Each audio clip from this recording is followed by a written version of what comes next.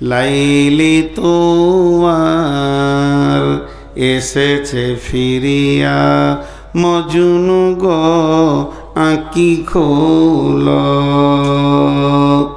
মজনু তোমার কাঁদন শুনিয়া, নদী মরু পর্বতে বন্দিনী আজ ভেঙেছে পিঞ্জরা, বাহির হয়েছে পথে। আজ দক্ষিণা বাতাস বহে অনুকূল, ফুটেছে গোলাপ নার্গিস ফুল। অগ বুলবুল সেই ফুটন্ত গুল, বাগিচায় কেন দোল? মজনু গো আঁকি খোল। আবেদন করছে মজনু, এবার চোখ খোল। তো লাইলা চলে এসছে। ও চোখ খুলবে কোথা, চোখকে তখন আরো চিপে ধরছে। কি বলছে দেখেন এমনি করে, মজনু তখন বলছে লাইলি লাইলি ভাঙিও না ধ্যান, মজনু রে মিনতি লাইলি কোথায়, শুধু দেখি আমি লা ইলাহার জ্যোতি। পাথর খুঁজিয়া ফিরিয়াছি প্রিয়া, প্রেম দরিয়ার কুলে। আল্লাহর প্রেমের পরশমানিক কখন পেয়েছি ভুলে। সে মানিক যদি তুমি দেখো একবার, সে জ্যোতি যদি তুমি দেখো একবার, মজনুরে তুমি চাহিবে না আর। ইসুব জলেখা লাজ মানে হারি, দেখিয়া তার খুবসুরতি। লাইলি লাইলি ভাঙিও না ধ্যান, মজনু রে মিনতি লাইলি কোথায়, শুধু দেখি আমি। যারা বলেন লা ইলাহা ইল্লাল্লাহ, একটু জোরে বলেন ভাই, লা ইলাহা ইল্লাল্লাহুর জ্যোতি।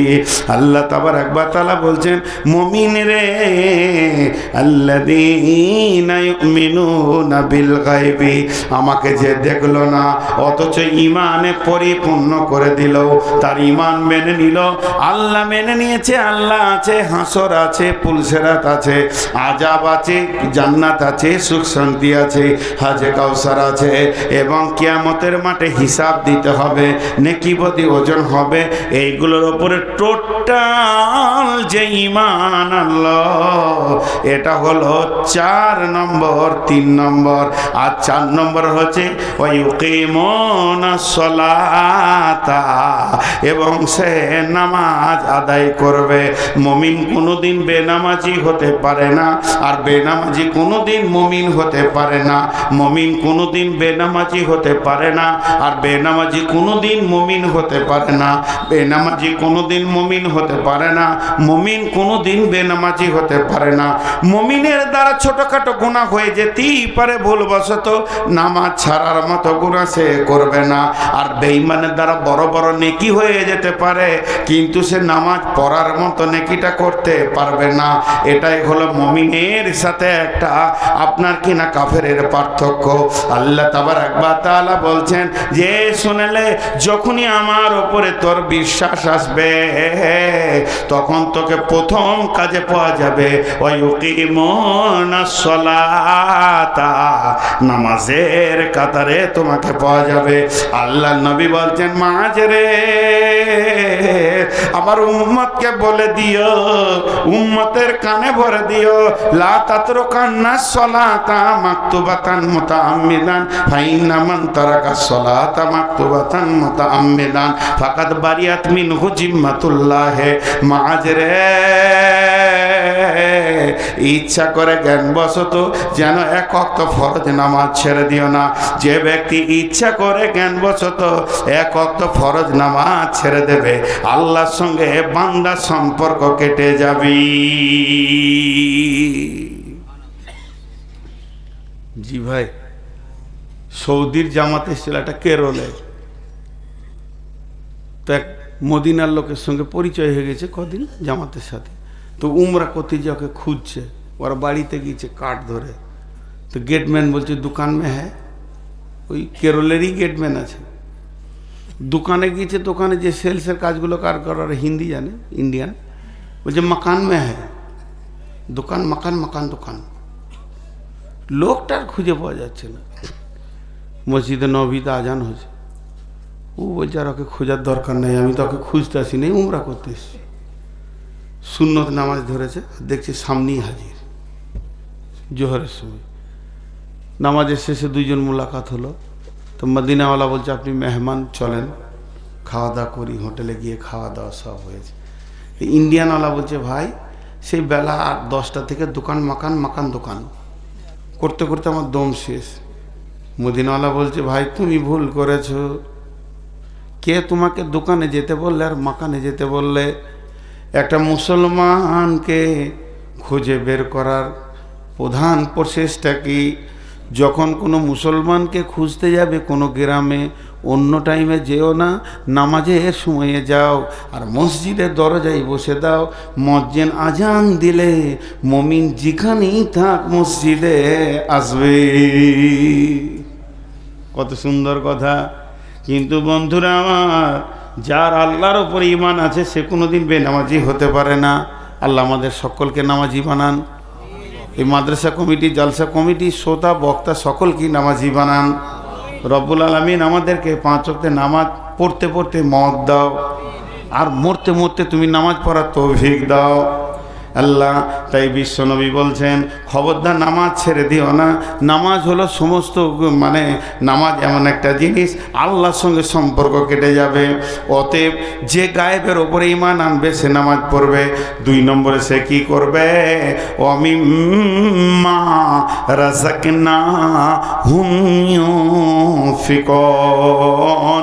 নিজের রুজি থেকে সারা বছর খেটে জমা করেছে সেই টাকা থেকে আল্লাহর রাস্তায় দান করবি। কোনদিন মুমিন বকিল হতে পারে না। যেখানেই মওকা পাবে, মাদ্রাসা হোক, মসজিদ হোক, জালসা হোক, তাবলীগ হোক, যেখানেই পাবে আপনার কিনা দ্বীনকে বাঁচানোর জন্য ন্যূনতম যদি কাজ হয়, মুমিন নিজের পকেটে টাকা রাখতে পারবে না, ওই জায়গায় টাকা দেবে। আল্লাহ তাবারাক ওয়া তাআলা বলছেন এই লোকগুলি ডান হাতে সার্টিফিকেট পাবে। যার আমার ওপরে বিশ্বাস আছে ওই লোকটা নামাজ ছাড়বে না, আর ওই লোকটা দান ছাড়বে না। আমাদের ধারণা যার টাকা বেশি তার দান বেশি, যার টাকা বেশি তার দান বেশি, যার টাকা বেশি তার দান বেশি। কিন্তু কোরআন বলছে না, যার ঈমান বেশি তার দান বেশি, যার ঈমান বেশি তার দান বেশি। কোনদিন মুমিন টাকা নিয়ে বুকে করে নিশ্চিন্তে থাকবে না, কারণ সে জানে পৃথিবীর যত সম্পদ আছে এগুলো আমার নয়, যেটা আল্লাহর কাছে জমা করব সেটা আমার। আল্লাহর নবী বলছেন আমার উম্মতের অভ্যাস হচ্ছে মাল মাল মাল মাল মাল, কিন্তু মালের ভিতরে 3টি মাল তোমার। যেটা তুমি খেয়েছো তোমার মাল, যেটা তুমি পড়ছো তোমার মাল, যেটা তুমি দান করছো সেটা তোমার মাল, বাকিগুলো তোমার নয়। এর জন্য বলছেন এই ধন মাল ছিল তোমারও বাবার, সে মরে গিয়ে আজ হয়েছে তোমার। বাপেরই মালিতে তুমি ওয়ারিস হইলে, কাল ছেলে ওয়ারিস হবে তুমি মরে গেলে। ধন ধন করিও না ধন অপরজন, মরিলে তোমার সঙ্গে যাবে না কো ধন। ধন জন অপরজন না রহে কাহার, আনিত ভাবে এই নিত ব্যবহার। ধন জন অপরজন না রহে কাহার, অপরে তোমার মালে ওরাবে বাহার। একা অন্ধকারে ছিলে মায়ের উদরে, একা ফের যেতে হবে ঘোর অন্ধকারে। আজ তুমি বাস করিতেছ হয়ে সনকার, আকালকে ছাড়িয়ে যাবে সংসার সোনার। আজ তুমি গাড়ি ঘোড়া হইতেছ সওয়ার, কালকে সওয়ারি হইবে জানাজা তোমার। আজ তুমি পরিতেছ রেশম পশম, কালকে পরিবে তুমি মরণের কাফন। আজ তুমি খাইতেছ ফল মাকড়, কালকে খাইবে তোমাকে পোকা ও মাকড়। মানব যদি হক আমাদের জ্ঞানী বিচক্ষণ, মুরজিয়া আল্লাহর প্রেমে কাটাও জীবন। জীবন। ভূমিতে আসিয়া তুমি ভবের মেলায়, হেলায় কাটিয়া নামাতিয়া খেলায়। এ মেলায় বহু লোক আসিয়া ভূমিতে, সব চলে গেল কোথা দেখিতে দেখিতে। সংবাদ তাদের কিছু পাওয়া নাহি যায়, হায় আজ আছে তারা কি হালে কোথায়। নাই সে দেশে কেহ আল্লাহ ভিন্ন আর, করিবে তাহাদের বিন্দু উপকার। দেখিতে আসিলাম মেলা দেখা হলো শেষ, চলো এবার ফিরে যায় আপনার দেশ। যেই দেশে ছিলাম পূর্বে চলো সেই দেশে, কি আসে রয়েছ বসে এসে পরবাসে। মাতা পিতা ভাই বন্ধু আত্মীয় স্বজন, ক্রমে সেই দেশে সব করিল গমন। তোমার গমন কাল হয়ে উপস্থিত, সম্বল সংগ্রহণ কর কর যে কি যে। শাহ সেকেন্দার বাদশা মরিবার কালে, এই ওসিয়ত করেন ওয়ারিস সকলে।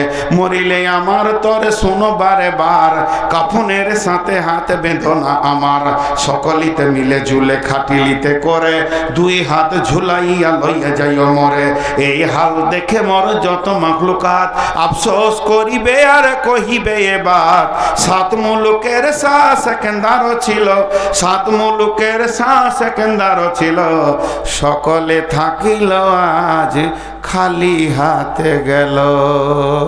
বন্ধুরে, তাই আমার আল্লাহ বলছে আমার উপরে ঈমান আনার পরে পরে তুই নামাজ পড়বি এবং আমার রাস্তায় দান করবি। কয়টা বলা হলো? প্রথম নম্বরে কোরআনের ওপরে বিশ্বাস রাখতে হবে, এর মধ্যে কোনো ভুল নাই, এর মধ্যে কোনো সন্দেহ নাই।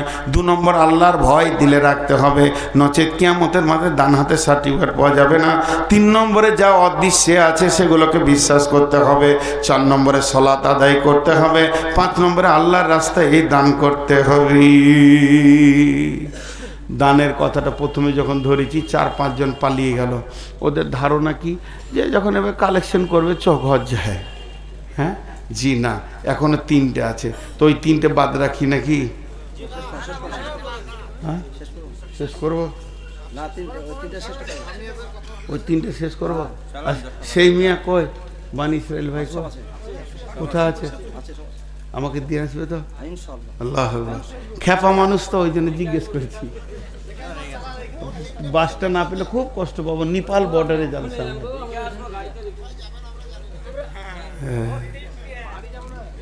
বসেন বসেন, উঠছে যে বড় ভাই উঠে গেল যে। আমি তো বায়ান ওকেই শুনেছিলাম, তো ও চলে গেলে আর কি করে বায়ান শোনাবে? বিষয়ের বাইরে একটাও কথা জিজ্ঞেস করবেন না। আমি বিষয়ের বাইরে বকি না। এটা খানিক, ওইটা খানিক, এইটা খানিক, জি না। সে বক্তাও নয়, আর ওরকম যে শোনে সে শ্রোতাও নয়। তো একটা জায়গা কমপ্লিট হোক। এবার আল্লাহ বলছেন ওয়াল্লাযীনা ইউমিনুনা বিমা উনজিলা ইলাইকা। প্রথমে এর মধ্যে কোনো সন্দেহ নাই বলতে হবে। আবার ওই কথাটাই আল্লাহ বলছেন ওয়াল্লাযীনা ইউমিনুনা বিমা উনজিলা ইলাইকা। তারা ঈমান আনবে এই কিতাবটার উপরে যেটা তাদের নবীর উপরে নাজিল করা হয়েছে। এবার আবার ঈমানের কথা কেন বললেন? তার এখন বললেন মানে এই কিতাব মোতাবেক তারা কাজ করবে, কিতাব যা বলেছে তা শুনবে, এই কিতাবের ওপরে তারা চলবে। কিতাবের ভিতরে একটা রোড আছে, রোডটাকে তারা ধরে নিবে। এবার একটা ঘটনা শোনাই। বিশ্বনবী ফজরের নামাজ পড়ে সালাম ফিরতেন, আসসালামু আলাইকুম রহমতুল্লাহ, আসসালামু আলাইকুম রহমতুল্লাহ। সাহাবীরা তসবিহ করতেন, নবীজিও তসবিহ করতেন, সুবহানাল্লাহ আলহামদুলিল্লাহ। এরই ভিতরে কোনো দিন নবী বলতেন, রে আমার সাহাবীরা, তোমরা কেউ স্বপ্ন দেখেছো কি? বলো, স্বপ্নের মানেটা আমি বলবো। কখনো কখনো নবীজি বলতেন, আমি স্বপ্ন দেখেছি, তোমরা শোনো। কখনো কখনো নবীজি বলতেন না, তারপরও সাহাবীরা বলতেন, ইয়া রাসূলুল্লাহ, আজকে রাত্রিতে একটা স্বপ্ন দেখেছি, আপনি বলে দেন কি মানে হবে। ঠিক নবীজি সালাম ফেরার পর মুক্তাদির দিকে বসে তসবিহ করছেন, এমন সময় একজন সাহাবী উঠে দাঁড়ালেন, ও দয়ার নবী গো, আজকে রাত্রিতে আমি একটা স্বপ্ন দেখলাম। সাহাবীরা সব কাতার ভেঙে এসে বসলো, আরে স্বপ্ন দেখেছে রে, চল শুনবো। সবাই এসে বসলো। আবু বকর রসুলের পাশে এসে বসলেন, পাশাপাশি দুজন মুখে পূব দিকে বসে আছেন। আর ও এসে বলল, কি বলছি জানেন? আল্লাহ নবী, আমি দেখলাম আমার মাথার উপরে একটা কালো ঘন মেঘ জমাট কালো। খানিক পরে দেখছি বৃষ্টি শুরু হয়ে গেল। তো বৃষ্টিটা পানি লয়, মধু বৃষ্টি হতে লাগলো। তারপরে দেখছি জিন আর ইনসান সেই মধু পান করতে শুরু করেছে। কেউ পেট ভরে খেলো, কেউ এক ঘুট দু ঘুট খেলো, কেউ হালকা চিকে দেখলো, কেউ খেলো না। ইয়া রাসূলুল্লাহ, তারপরে দেখছি সেই বৃষ্টির ভিতরে একটা মোটা রশি ঝুলছে। একটা লোক ওই রশি ধরে উঠে চলে গেল, দ্বিতীয় লোক চলে গেল, তৃতীয় নম্বর যেছে তো রশিটা ধরেছে তো কট করে কেটে গেল, কিন্তু লোকটা বড় মজবুত, গিঁট দিয়ে চলে গেল। আমার ঘুম ভেঙে গেল। ওর বলা হয়ে গেল স্বপ্ন। এবার আবু বকর কি করছে? আবু বকরের দিকটা দেখেন। আবু বকর একবার রসুলের দিকে তাকাচ্ছেন, একবার স্বপ্ন দেখনালার দিকে তাকাচ্ছেন, আবার রসুলের দিকে তাকাচ্ছেন, আবার স্বপ্ন দেখনালার দিকে তাকাচ্ছেন। বারবার যখন এরকম করছেন, নবীজি বলছেন আবু বকর তোমার ব্যাপার কি? নবীজিকে তখন আবু বকর বলছেন, ইয়া রাসূলুল্লাহ, আপনি তো হায়াতে বেঁচে আছেন, মজলিসে আছেন, এই ভাই যে স্বপ্নটা দেখেছেন, যদি আপনি আমাকে বলেন ওর তফসিরটা কি হবে, ওর স্বপ্নের মানেটা কি হবে, তা আমি বলতে রাজি আছি। আমার ভিতর উতল পাতল করছে, শুধু আপনার পারমিশনটা নেওয়ার জন্য আমি এরকম করছি। নবীজি বললেন, আবু বকর রে, তাহলে তুমি তরজমা করো। আবু বকর বলতে শুরু করলেন, ভাই বসেন। আপনি যে কালো জমাট মেঘ দেখেছেন, ওটা কোনো মেঘ নয়, ওটা হলো ইসলামের সুশীতল ছায়া। কোনো একদিন এ পৃথিবীর মাটিতে কালেমার পতাকা উড়বে, ইসলামের পতাকা উড়বে। সেদিন মানুষ শান্তির ছায়া পেয়ে দুঃখ বেদনা ভুলবে, কালেমার পতাকা উড়বে। রবে না সেদিন হাহাকার, রবে না অন্যায় অবিচার, মাজলুম তার উচিত বিচার পেয়ে জীবনের শান্তির শ্বাস ফেলবে। যেদিন এই পৃথিবীতে কালেমার পতাকা উড়বে, তৌহিদের পতাকা উড়বে। বিধবা পাবে মনে সান্ত্বনা, এতিম ভুলে যাবে মাতৃহারা পিতৃহারার বেদনা। সকলে আনন্দতে হাসবে, যেদিন এই পৃথিবীর মাটিতে কালেমার পতাকা উড়বে, শান্তির পতাকা উড়বে। বন্ধুরা আমার, তাই ওই সাহাবী আবু বকর বললেন, ওটা হলো তোমার শান্তির ছায়া। তারপরে তুমি যে দেখলে ঝুরঝুর করে বৃষ্টি শুরু হলো, মধু। ভাইরা আবু বকর, ওটা মধু নয়। আবু বকর বলছেন, ও ভাই, ওটা মধু নয়, ইসলামে কোরআন নাজিল শুরু হয়ে গেল। এটাই হলো পৃথিবীর সেরা মধু, এর মতো মধু আর নাই। কোরআন নাজিল হচ্ছে, এরপরে তুমি দেখছো জিন আর ইনসান খেতে শুরু করেছে। যে পেট ভরে খেয়েছে কোরআনের হাফেজ হবে, যে এক ঘুট দু ঘুট খেলো, দু চারটা সূরা ইয়াদ করবে, যে সামান্য চিখে দেখেছে কুল হয় ইন্নাতাইনা মুখস্থ করবে, সূরা ফাতিহা মুখস্থ করবে। আর যে খেলোই না, কোরআন নামে নিয়ামতটা আল্লাহ তাকে পৃথিবীতে দেবে না। ও ভাই আবু বকর বলছেন, ও ভাই আল্লাহর গোলাম, এরপরে তুমি সেই বৃষ্টির ভিতরে একটা রশি দেখেছো, এটা রশি নয়, এটা কোরআনের একটা আয়াত, ইহদিনাস সিরাতাল মুস্তাকিম। এটা হলো কামিয়াবির রাস্তা, সফল কামের রাস্তা। ওই রাস্তাতে তুমি একটা লোককে দেখেছো চলে যেতে, তার মানে বিশ্বনবী পৃথিবী থেকে চলে যাবেন। এরপরে তুমি দ্বিতীয় লোক দেখেছো, ওটা আমিও আবু বকর পৃথিবী থেকে চলে যাব। এরপরে তুমি তৃতীয় লোক দেখেছো, ধরতে গেছে, কেটে গেছে, ছিঁড়ে গেছে, লোকটা বড় মজবুত, গিট দিয়ে চলে গেল, হযরত উমর চলে যাবে। তবে কাটা ছিঁড়া কেন দেখলে? তার কারণ হচ্ছে উমরকে শহীদ করা হবে। অতএব বন্ধুরে, আল্লাহ তাবারাক ওয়া তাআলা বলছেন, ওয়াল্লাযীনা ইউমিনুনা বিমা উনজিলা ইলাইকা, তোদের উপরে যেটা নাজিল করা হয়েছে, তোর নবীর উপরে যেটা নাজিল করা হয়েছে, এইটার উপরে সম্পূর্ণ বিশ্বাস রেখে আমল চালিয়ে যা। এই কোরআনের রাস্তা, এর ভিতরে একটা হাই রোড আছে, যে সোনালী রোডটা ধীরে ধীরে আপনাকে আল্লাহর কাছে কামিয়াবির জায়গায় পৌঁছে দেবে। অতএব কোরআনের রাস্তা তুমি ছাড়িও না। আবার আল্লাহ তাবারাক ওয়া তাআলা বলছেন, ওমা উনজিলা মিন ক্বাবলিকা, এর পূর্বে যত কিতাব ছিল, আসমান থেকে 120 খানা কিতাব এসেছে ভাই আমার, কম বেশি। তার মধ্যে 4টা হলো মেন, একটা হলো কোরআন, তৌরাত, ইনজিল, জবুর। তো এই 4টা ছাড়া আরো কিতাব আছে। যত রাসূল যত কিতাব এনেছেন সবগুলোর উপরে আমাদেরকে বিশ্বাস করতে হবে, কিন্তু চলতে হবে কার উপরে? আদর্শ কার হবে? নবী মুহাম্মদুর রাসূলুল্লাহ সাল্লাল্লাহু আলাইহি সাল্লামের উপরে। 7টা বলা হয়ে গেল, 8 নম্বরটা বাকি আছে। মাঝে 2 মিনিট কথা বলবো, যে 8 নম্বরটা বলবো। যতটি লোক বসে আছেন এই 8 নম্বরটা বলবো, পুরো 12:30টায় ছাড়বো, পুরো 2 ঘন্টা হয়ে যাবে। আজকে ভেবেছিলাম 1.5 ঘন্টা পর পারবো না, কিন্তু যে কোটি লোক বসে আছেন আলহামদুলিল্লাহ 8টা হয়ে যাবে। কিন্তু আমার দাবি আপনারা আর উঠবেন না, মা বোনেরাও উঠবেন না, দোয়া পরে একসঙ্গে ছাড়বো। মাত্র 11টা মিনিট চেয়ে নিচ্ছে ইনশাআল্লাহ। আর উঠে না, যে উঠবাকে বলবো ভাই বসেন, হাতে ধরছি পায়ে ধরছি, কি বেজ্জুতি যে হবে। আমি বেহায়া, আমার শরম নাই জি। তাহলে 8টা হয়ে গেল। একবার গুনিয়ে দিই, এই কিতাবটার মধ্যে কোনো সন্দেহ নাই।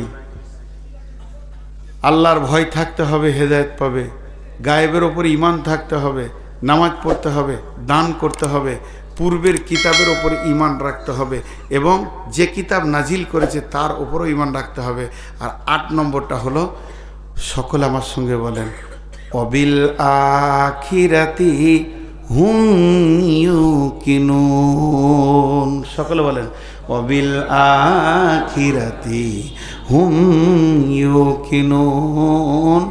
আখিরাতের ওপরে দৃঢ় বিশ্বাস রাখতে হবে। শেষ আজকের বক্তব্য। কঠিন আখিরাত। সাহাবীটার নাম হযরতে হারিস রাদিয়াল্লাহু তাআলা আনহু। আল্লাহ নবী বললেন, হারিস এদিকে এসো। হারিস কাছে আসলেন। নবীজি বললেন, হারিস রে, তোমার ইমানের খবর আমাকে দাও, তোমার ইমান কেমন আছে? হারিস দাবি করছেন, ইয়া রাসূলুল্লাহ, ইয়া হাবিবাল্লাহ, আমার ইমান 100-তে 100 আছে, 1 ইঞ্চি কমে নাই। নবীজি বলছেন, হারিস রে, তুমি যে নিজের এতটা দাবি করছো মজবুত যে আমার 1 ইঞ্চি ইমান কমে নাই, আমার 100-তে 100 ইমান আছে, তাহলে তোমার দাবিটা সত্য কি করে তুমি আমাকে বুঝাবে? তুমি আস্তে আস্তে আমাকে কোচ দাও, কেন তুমি এত বড় দাবি করছো? হযরত হারিস বলছেন, ইয়া রাসূলুল্লাহ, সকাল থেকে বিকাল সন্ধ্যা, সকাল থেকে দুপুর, দুপুর থেকে বিকাল, বিকাল থেকে সন্ধ্যা, সারা দিনটা আমার কেমন হালাতে কেটেছে শুনেলেন আপনি। এবং আল্লাহর কালাম পাক জান্নাতের ব্যাপারে যেমন যেমন যেমন যেমন বলেছেন, আমি যেন 2 চোখে, যেন শব্দ ব্যবহার করেছি, আমি যেন 2 চোখে জান্নাতের নিয়ামতগুলো দেখতে পেয়েছি সকাল থেকে সন্ধ্যা পর্যন্ত। পক্ষান্তরে আপনি যেমন জাহান্নামের কথা বলেছেন, আগুন ছিঁড়াছিঁড়ি করছে, যার জাহান্নামীরা আর্তনাদ করছে, তারা চিল্লাইছে, সেখানে গরম পানি রয়েছে, রক্তের নদী রয়েছে, পুঁজের নদী রয়েছে, সেখানে জঘন্য জঘন্য সাহাবীরা মানে ফেরেশতারা কষ্ট দিচ্ছে। সে যেন আমি 2 নজরে দেখতে পেয়েছি জাহান্নামের কামরাগুলো খালানো হচ্ছে, জাহান্নামীদের আর্তনাদ যেন আমার কানকে ঝাঁঝিয়ে দিয়েছে। ও দয়ার নবী গো, আমি কবর থেকে নিয়ে জাহান্নাম পর্যন্ত, এবং হাসর থেকে নিয়ে পুলসেরাত পর্যন্ত, আর জাহান্নাম থেকে নিয়ে জান্নাত পর্যন্ত সব যেন 2 চোখে যেমন মানুষ দেখে, আমার এতটা বিশ্বাস আপনার কথার উপরে, আমি ওই রকম 2 চোখে দেখতে পেয়েছি। আল্লাহর নবী বললেন, হারিস রে, তুমি যে ইমানের 100 দাবি করেছ, আমি নবী মুহাম্মদ তোমার ইমানের রিজাল্ট দিচ্ছি, নবী মুহাম্মদ সাল্লাল্লাহু আলাইহি সাল্লাম রিজাল্ট দিচ্ছি, তুমি 100-তে 100 ইমানদার। আমাদের সারা দিনে একবার কবর মনে পড়ে, আহা হা হা, ইমান মরে গেছে, মনে পড়ে না। তো এগুলোকে স্মরণে রাখতে হবে। এই টোটাল 8টা গুণ, টোটাল 8টা গুণ, কোরআনের ওপরে বিশ্বাস, আর আল্লাহর ভয়, গায়েবের ওপরে ঈমান, আল্লাহ নামাজ পড়তে হবে, আবার দান করতে হবে, কিতাবের ওপর ঈমান রাখতে হবে, আমাদের পূর্বের কিতাবের রাখতে হবে, আর আখিরাতকে জ্বলন্ত চোখে রাখতে হবে। এই 8টা গুণ যার ভিতরে থাকবে, আল্লাহ এবার কি বলছে ওই লোকগুলোকে ধরেন এক জায়গায় করে দিলাম, ওই 8 গুণওয়ালা লোককে, আল্লাহ ওদের দিকে আঙ্গুল তুলে বলছেন উলাইকা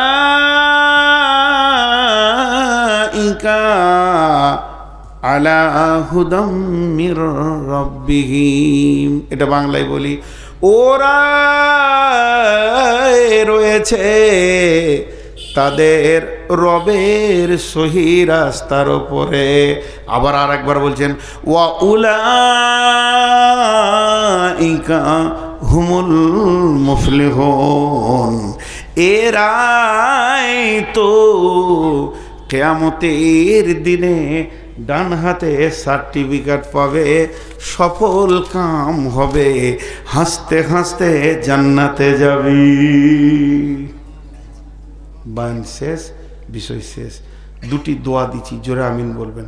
হে আল্লাহ, তুমি আমাদেরকে আজকের এই তফসিরের ওপরে পূর্ণাঙ্গ আমল করার তৌফিক দাও, এবং আমাদের সকলকে তুমি জাহান্নাম থেকে বাঁচার মতো আমল করার তৌফিক দাও, এবং তোমার দিলকে জয় করার মতো আমাদের আচরণ দাও, এবং সহি আমল করে তোমার মেহমানখানা জান্নাতি বানিয়ে নাও।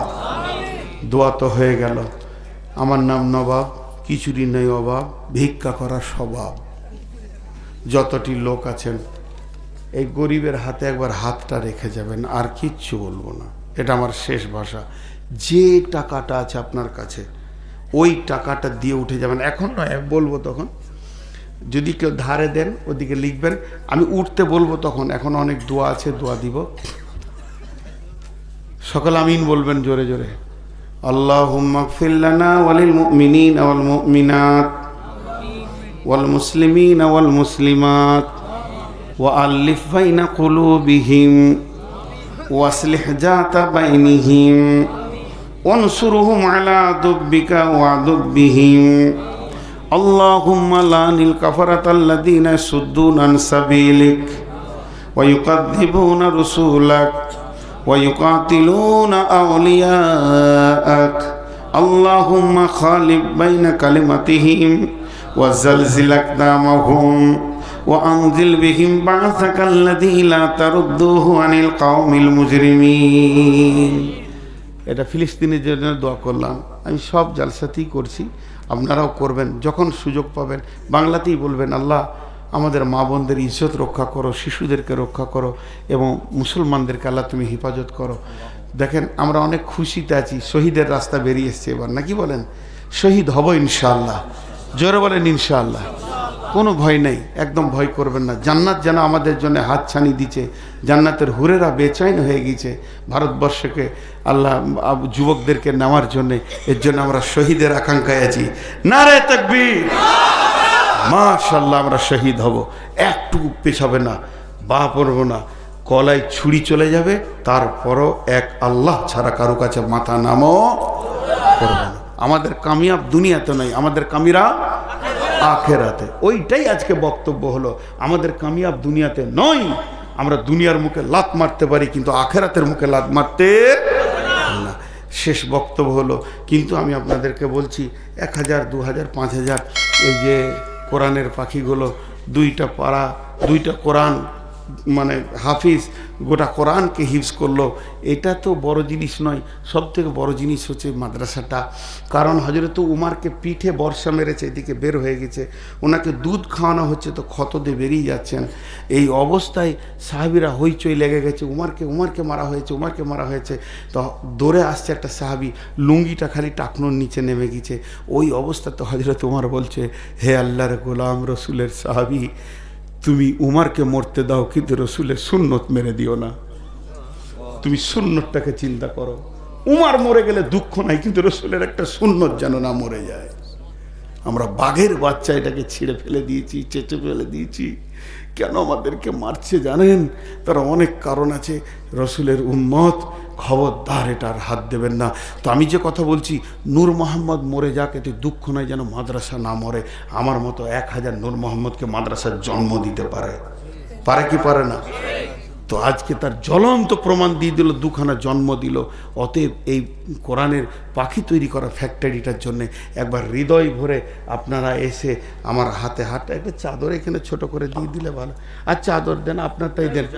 হ্যাঁ, না ঝোলানে ঢুকবে না, সবাই আসবে, কারণ গিয়ে আদায় করবে না। আমি বলে দিই আপনাদেরকে, মা বোনেদের ওখানে একটা চাদর দিয়ে দেন।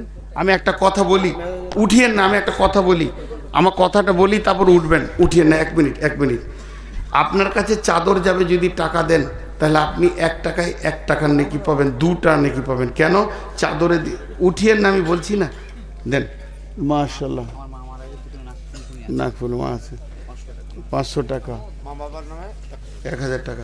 আপনারা এখন উঠিয়ে না, পরিবেশটা নষ্ট হয়ে যাবে। আমি যেটা চাইছি ওটা হোক, আমি যেটা চাইছি ওটা হোক। একবার বসেন, একবার, আল্লাহর গোলাম, একবার বসেন, একবার বসেন। এতক্ষণ যখন শুনলেন, তা আর 1 মিনিট কি শুনবেন না? একটা মজার জিনিস আপনাদেরকে দেখাতে চাইছি। যতগুলি লোক আছেন 1 মিনিট হাত ধরে চেয়ে নিচ্ছি। এই চাদরটা দিলাম, এটা 100 টাকা নোট। চাদর পাঠাবো, দিবেন তো 200 টাকার নেকি পাবেন। কেন? আপনি যে টাকাটা দিয়েছেন তার একটা নেকি, আর একটা এক্সট্রা বেনিফিট অফার হচ্ছে এটাই যে আপনি চাদরে দিয়েছেন, আর চাদরটা হলো রসুলের সুন্নত, তাহলে একটা সুন্নত জিন্দা করলেন, তার জন্য আরেকটা নেকি। কিন্তু হেঁটে এসে দিলে একটা যদি 1 টাকা দেন, তাতে আপনি 3 টাকার নেকি পাবেন। কেন? চাদরটা আছে সুন্নত, 1 টাকা দিচ্ছেন তার একটা। আর আল্লাহ রসুল হজরতে বেলালকে বলেছিলেন, হে বেলাল তুমি এলান করে দাও মসজিদে নবীতে যার যা মাল আছে পৌঁছিয়ে দেবে। তা আপনি যখন আল্লাহর জন্য হেঁটে আসবেন, কারো হাতে টাকাটা দিয়ে দেবেন না, আপনি নিজের টাকা নিজে হেঁটে এসে এখানে দেবেন, তো আমার রব দেখবেন আর খুশি হবে, আমার গোলাম আমার জন্য হাঁটছে, এর জন্য আর একটা বেনিফিট পাবেন। কখন হাঁটবেন? একসঙ্গে হাঁটবেন। আমি এখন দোয়া দিচ্ছি, শেষ দোয়াটা পড়ে দিচ্ছি।